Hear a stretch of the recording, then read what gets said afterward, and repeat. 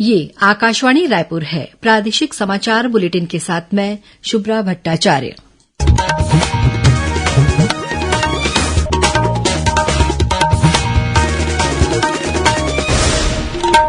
और अब पेश है आज के मुख्य समाचार।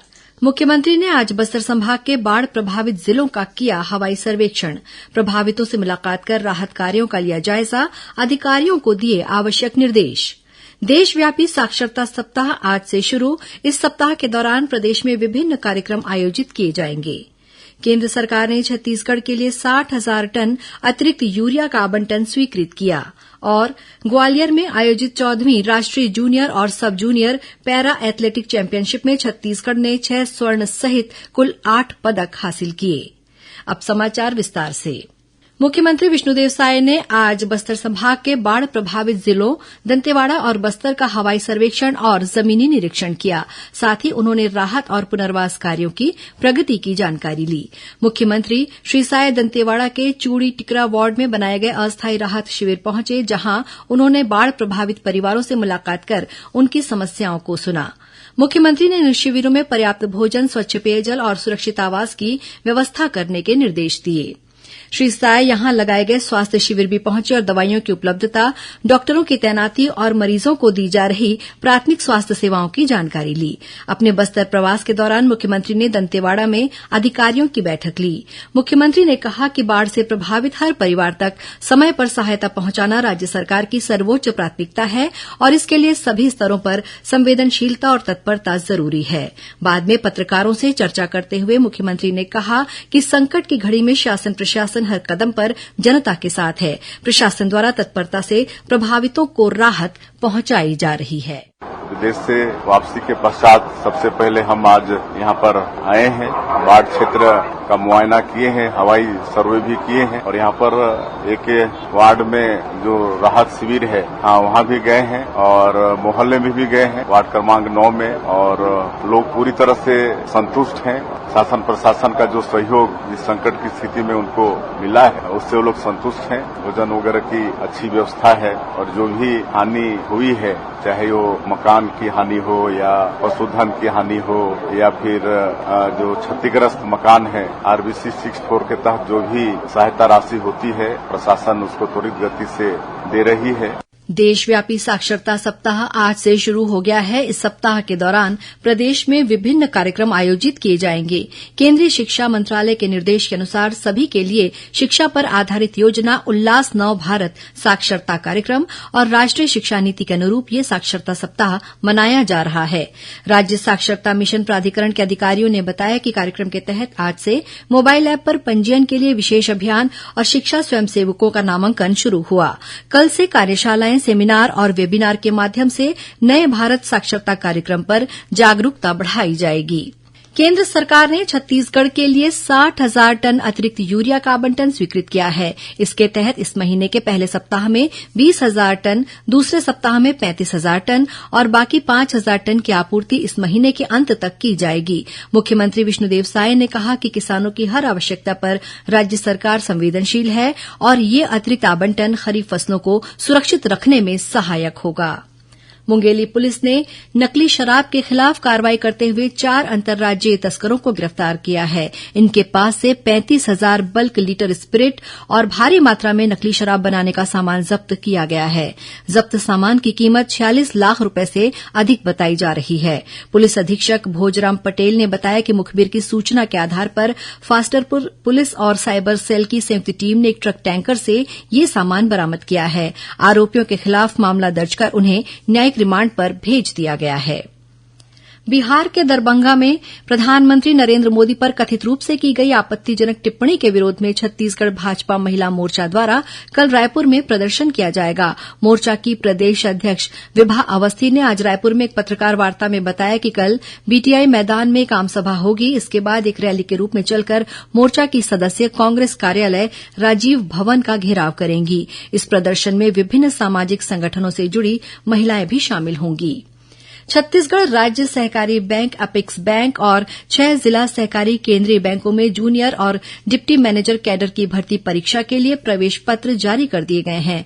परीक्षार्थी छत्तीसगढ़ व्यापम की वेबसाइट से अपना प्रवेश पत्र डाउनलोड कर सकते हैं। ये परीक्षा 5 जिलों में 7 सितंबर को सुबह 11 बजे से ली जाएंगी। प्रादेशिक समाचार आप आकाशवाणी रायपुर से सुन रहे हैं। छत्तीसगढ़ की खबरों से है आपका वास्ता और खबरों की विश्वसनीयता से है हमारा वास्ता। आकाशवाणी समाचार रायपुर के प्रादेशिक समाचार बुलेटिन के साथ ही हमारे समसामयिक कार्यक्रम आप रेडियो के अलावा अपने मोबाइल पर भी सुन सकते हैं। आकाशवाणी समाचार फेसबुक, ट्विटर और यूट्यूब पर भी उपलब्ध है। हमारा Facebook page Chhattisgarh news on AIR, Twitter handle CGAIR news और हमारा यूट्यूब चैनल है छत्तीसगढ़ AIR न्यूज। तो अब रेडियो के साथ ही आपके मोबाइल के जरिए भी हम पहुंच रहे हैं आप तक। छत्तीसगढ़ की हर खबर के लिए सुनते रहिए आकाशवाणी समाचार। और अब आगे बढ़ते हैं बाकी के समाचारों की ओर। रायगढ़ में चल रहे चक्रधर समारोह में आज भी युवा कलाकारों ने मनमोहक प्रस्तुति दी। रायगढ़ की हिना दास ने नवदुर्गा पर आधारित ओडिशी नृत्य प्रस्तुत किया, जिसमें देवी के नवरूपों का सजीव चित्रण किया गया। वे वर्तमान में खैरागढ़ के इंदिरा कला संगीत विश्वविद्यालय में उच्च शिक्षा प्राप्त कर रही हैं।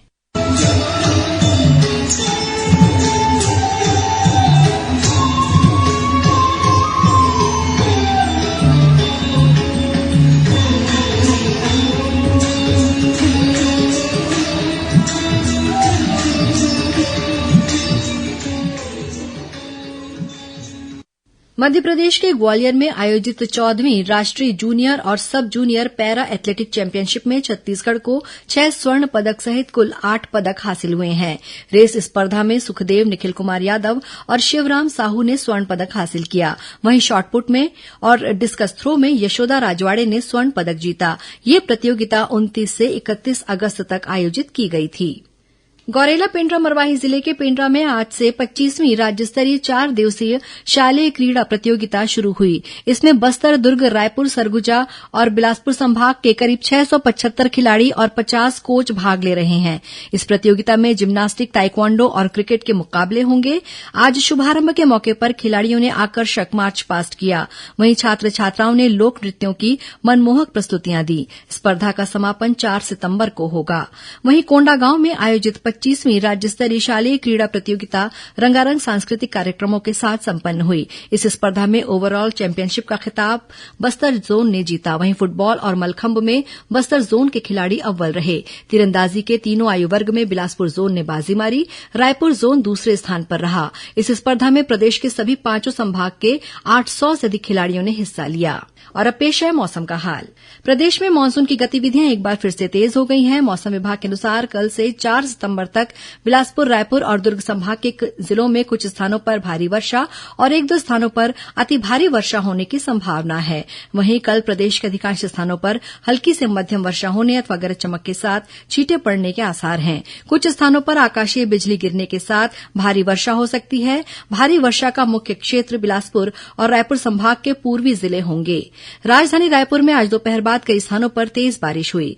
इस बीच सुकमा जिले के तेलावर्ती गांव में भारी बारिश के चलते एक युवक शबरी नदी किनारे फंस गया। मामले की खबर लगते ही पुलिस और सीआरपीएफ की टीम मौके पर पहुंची और भारतीय वायुसेना के हेलीकॉप्टर की मदद से करीब 12 घंटे के रेस्क्यू ऑपरेशन के बाद युवक को सुरक्षित बाहर निकाल लिया गया। उधर डोंगरगढ़ विकासखंड के ग्राम कुलेन्द्रा और ठाकुर टोला के बीच उफनते नाले के तेज बहाव में कल एक युवक बह गया। कई घंटों की मशक्कत के बाद पुलिस और ग्रामीणों की टीम ने युवक का शव बरामद किया है।